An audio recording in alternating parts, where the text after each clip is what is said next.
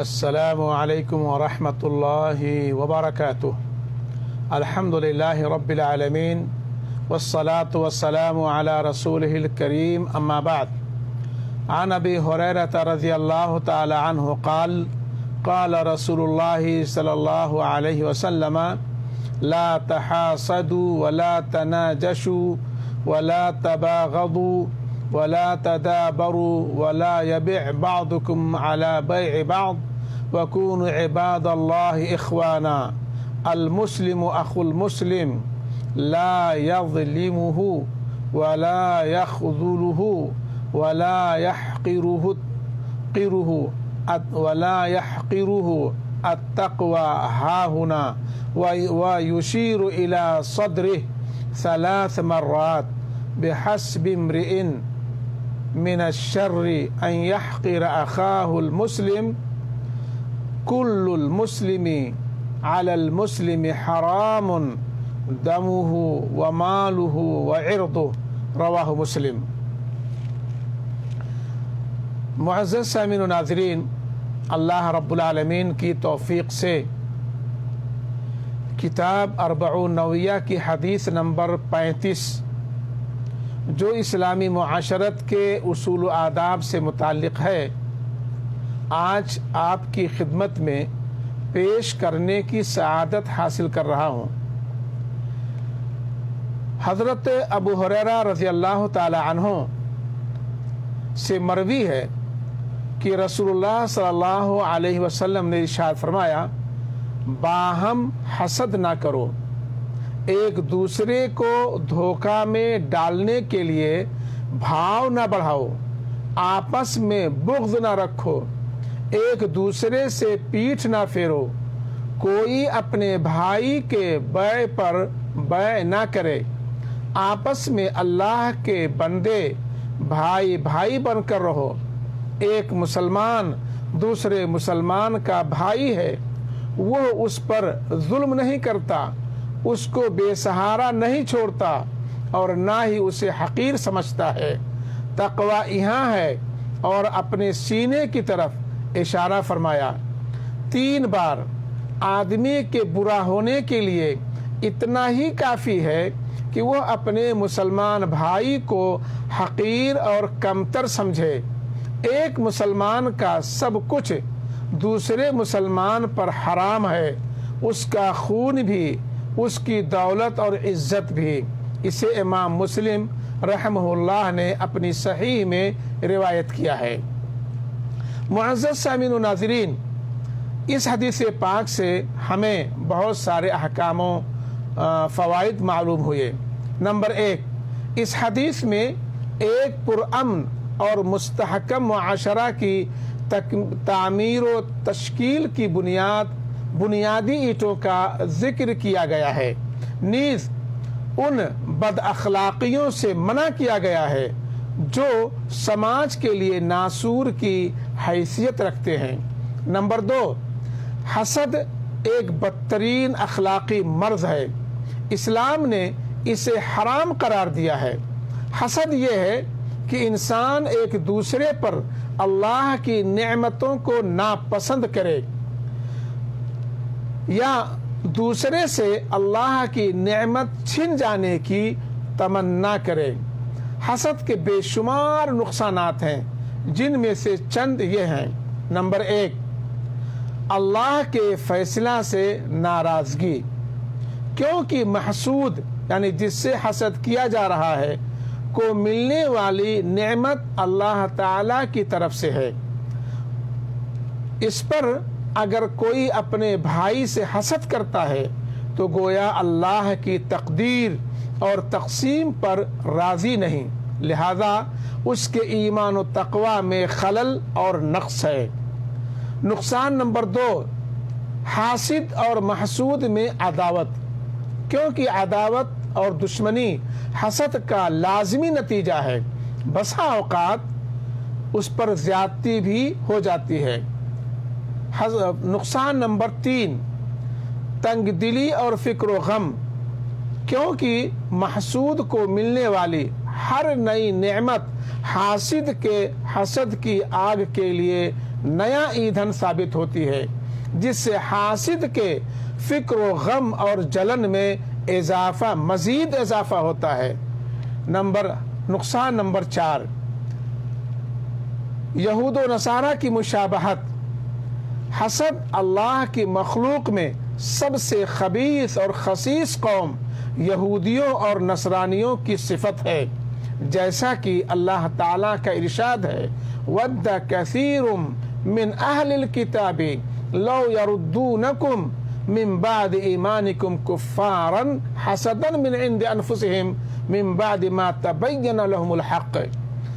ان اہل کتاب یعنی یہود و نصارہ کے اکثر لوگ باوجود حق واضح ہو جانے کے محض حسد و بغض کی بنا پر تمہیں بھی ایمان سے ہٹا دینا چاہتے ہیں۔ سورہ بقرہ آیت نمبر 109۔ حسد کرنے سے یہود و نصارہ کی مشابہت ہوتی ہے۔ نبی صلی اللہ علیہ وسلم نے ارشاد فرمایا، من تشبہ بقوم فہو منہم، من تشبہ بقوم فہو منہم، رواہ احمد و ابو داود۔ جو کسی قوم سے مشابہت اختیار کرے اس کا تعلق اسی کے ساتھ ہے۔ نقصان نمبر 5، اللہ کے ساتھ بے ادبی، کیونکہ حاسد گویا اللہ کے فیصلہ پر راضی نہیں ہے۔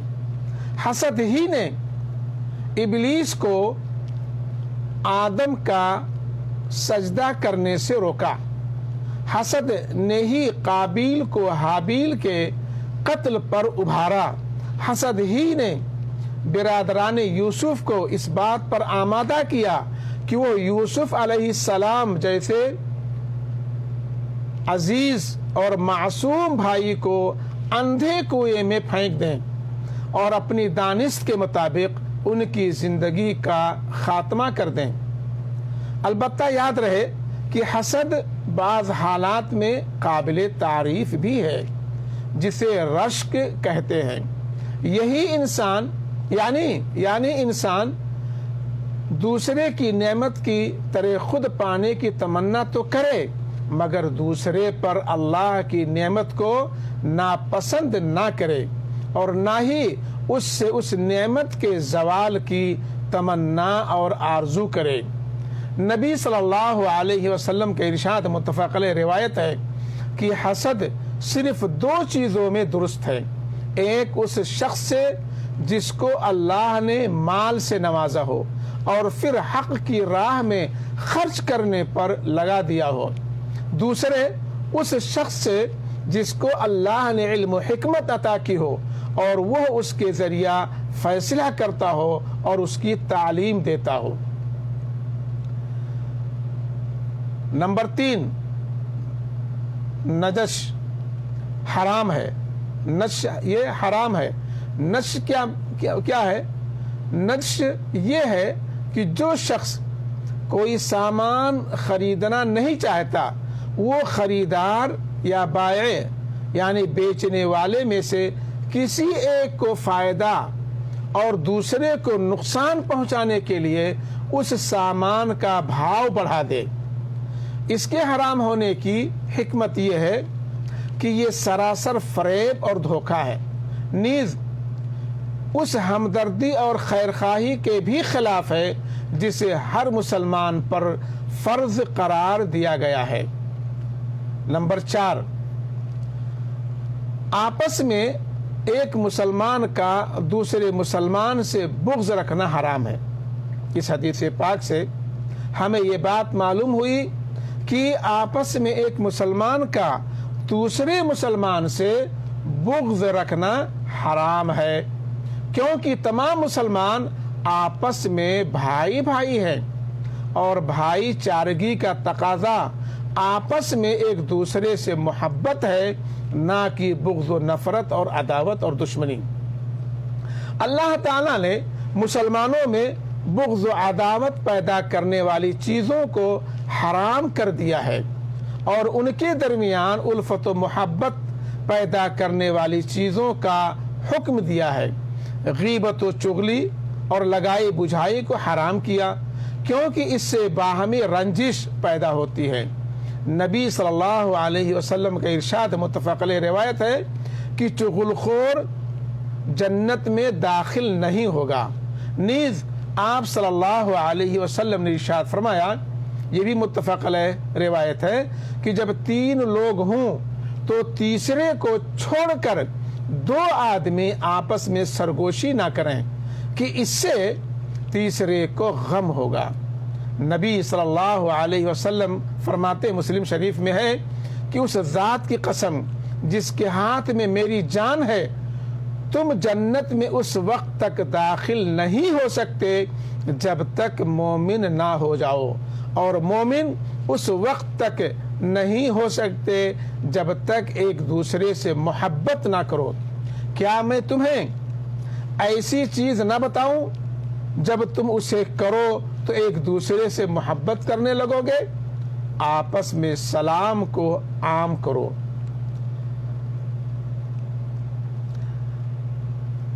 پانچواں فائدہ اس حدیث پاک سے جو ہمیں حاصل ہوا وہ یہ کہ اپنے کسی مسلمان بھائی سے پیٹھ پھیرنا اور تعلقات توڑنا حرام ہے۔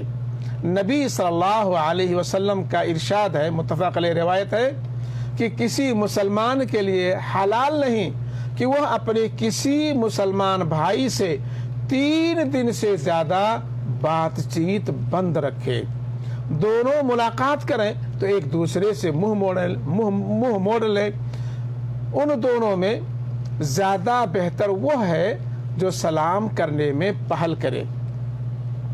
البتہ کسی فاسق اور گنہگار سے اس کی اصلاح کی خاطر 3 دن سے زیادہ بات چیت بند کرنا جائز ہے، بشرط یہ کہ بات بند کرنے میں مصلحت ہو۔ اللہ اعلم بالصواب۔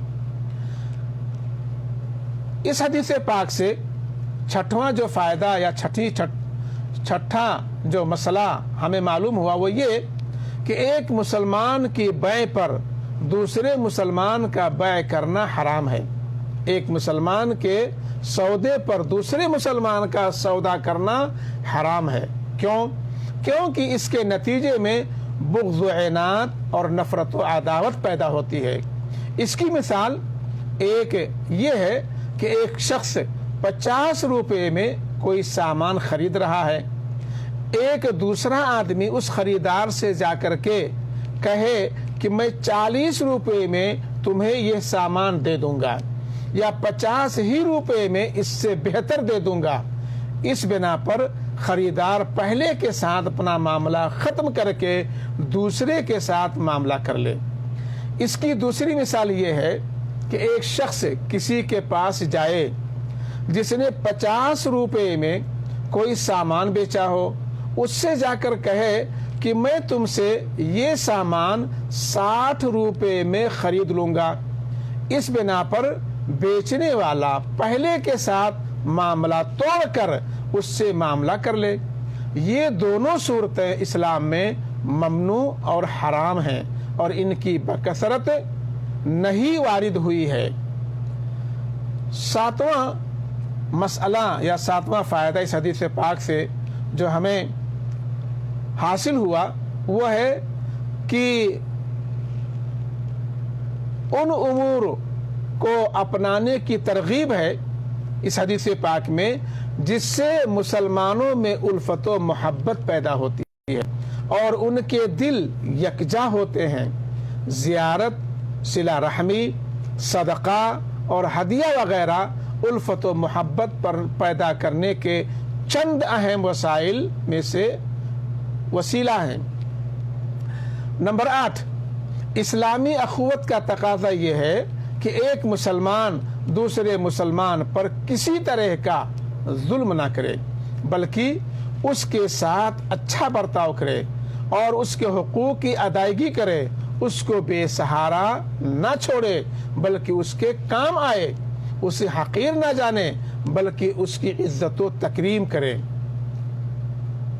حدیث پاک میں اللہ کے نبی صلی اللہ علیہ وسلم نے فرمایا کہ تقوی دل میں ہوتا ہے، اس حدیث سے ہمیں معلوم ہوا کہ تقویٰ دل میں ہوتا ہے اور اعضاء و جوارح سے اس کی تصدیق ہوتی ہے۔ اگر کوئی بندہ متقی ہوگا تو وہ اللہ کے احکام کا پابند اور اس کی ممنوعات سے پرہیز کرنے والا ہوگا۔ کسی ظاہری گناہ پر ٹوکنے سے بعض لوگوں کا یہ جواب دینا کہ تقویٰ دل میں ہوتا ہے اور جب دل صاف ہوتا ہے تو گناہ کا کوئی نقصان نہیں، یہ جواب کسی طرح درست نہیں ہے، کیونکہ اگر دل صاف ہوگا تو اس کے اثرات اعضاء پر ضرور ظاہر ہوں گے۔